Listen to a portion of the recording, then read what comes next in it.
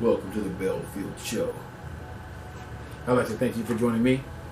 Today we're on the Muslims. We just went over Muhammad, his wives, how women are treated in the area. Not just this area, we went to a few eras to figure out how women are treated throughout time and history. And most times, women are treated disrespectfully, treated as property.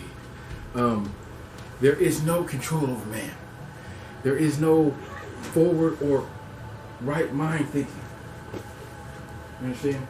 So what we have learned, or what I have learned through my research, is that the religion of Islam and the Muslims have instilled something that the messenger, the Prophet Muhammad, has given them, which is called the pillars. Now, the message. Most people believe that what I'm about to say is so common that you've likely heard it, you read it, and it'll have no effect on you until I explain it. See, the message of the prophet was an attempt to get ordinary men like you and me to act and live righteously. He instilled in his people what we call the pillars: prayer, tithes,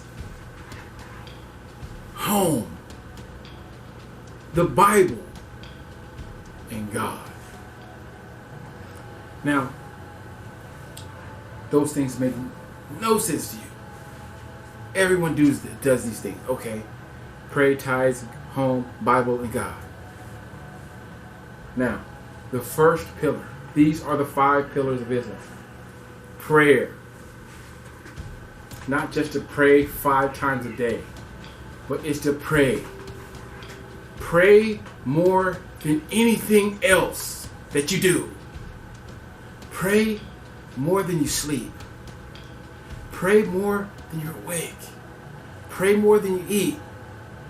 Pray more than you sleep. Okay? Pray every day.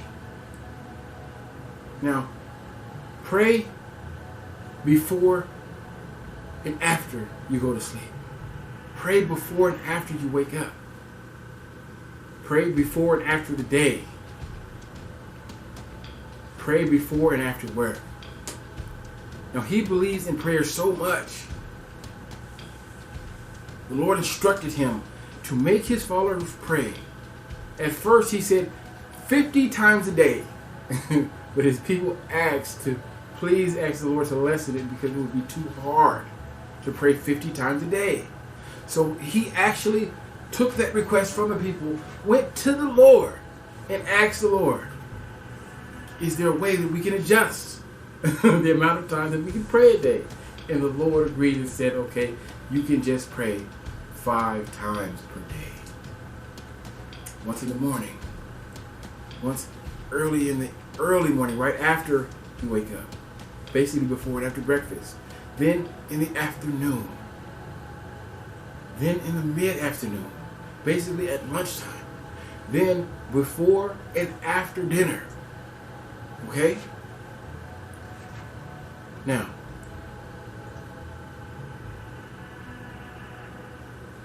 the second pillar is tithes. Now, most all religions have some sort of, all right, we're going to pay into the church. But you're not also thinking about community funds. And you're not thinking about Greek gods. That those temples that they made were actually points of place where people can donate. And we would use the money to pay for soldiers, pay for politicians, pay for things that we need in the community. That's what the money really went to. So now you also have taxes, okay? And then you also have GoFundMe accounts where all of us can chip in into a pot and we can make things better for our community. So a tithe is basically a community fund. So the second pillar of Islam is to pay tithes.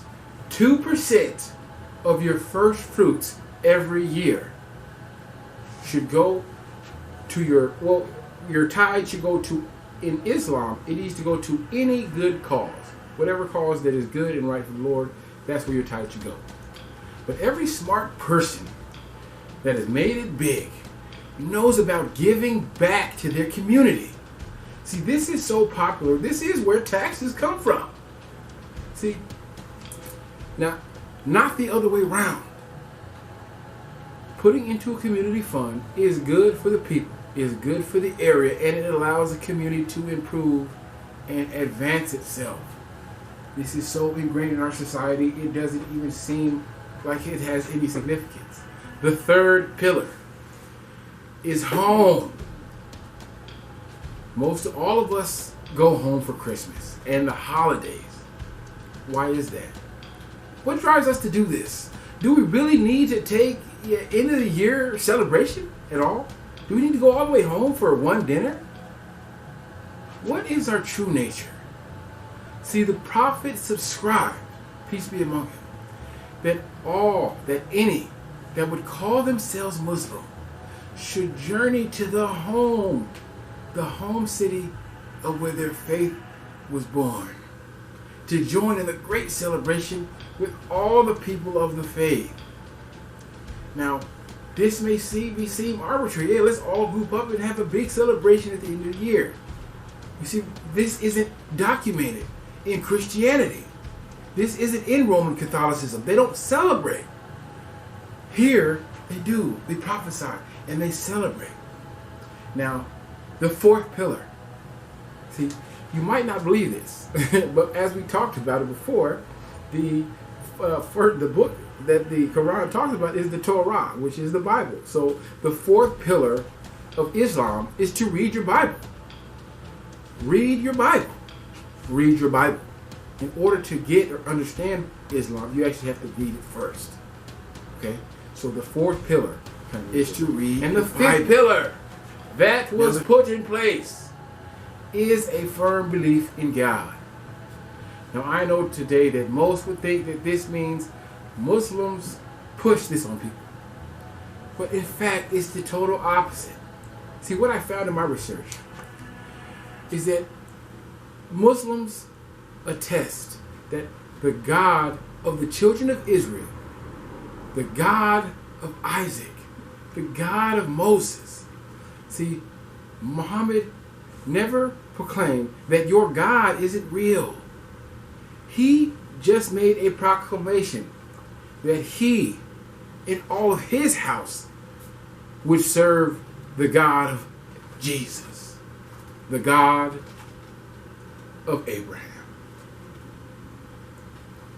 Thank you for joining me. And that's all we have today on the Belfield Show. Next story, the story of Yahweh.